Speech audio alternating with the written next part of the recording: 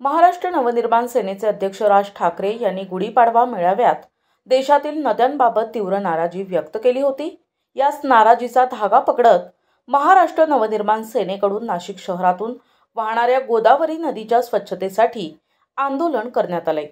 गोदावरी नदी निर्मळ, नितळ आणि प्रदूषणमुक्त राहावी यासाठी मनसेनं रामकुंडात उतरून सरकारचं लक्ष वेधलंय। प्रदेश सरचिटणीस दिनकर पाटील यांच्या नेतृत्वाखाली झालेल्या या आंदोलनात पदाधिकाऱ्यांनी गोदावरी नदी पात्रातील पाणवेली काढत महापालिका प्रशासनासह राज्य सरकारला धारेवर धरले। यावेळी मनसे पदाधिकाऱ्यांनी महापालिकेसह सरकारच्या विरोधात घोषणाबाजी केली।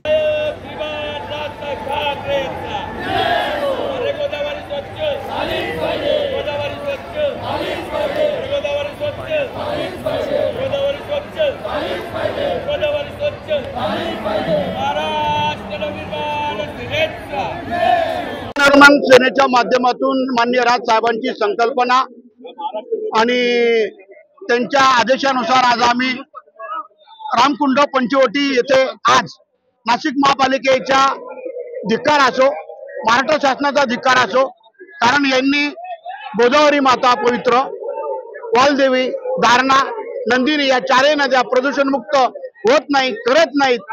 भ्रष्ट कारभार या महापालिकेत चालू आहे। जे एसटीपी प्लांट आहे ते एसटीपी प्लांट कार्यान्वित नाही, त्याच्यातून कोणती प्रक्रिया न करता पाणी सोडलं जातं। अधिकारी आणि ठेकेदार संगनमताने पैसे खातात वर्षानुवर्षापासून।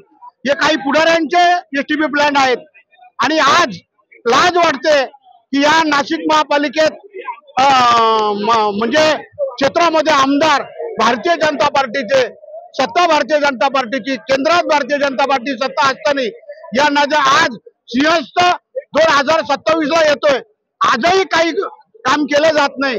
साबरमती जाऊन बघा, अहमदाबादला जशी पंतप्रधानांनी नदी केली आहे साबरमती, तशी गोदावरी करावी, दारणा करावी, नंदिनी करावी, तरच या ठिकाणी लाखो साधू संत या ठिकाणी येणार आहेत।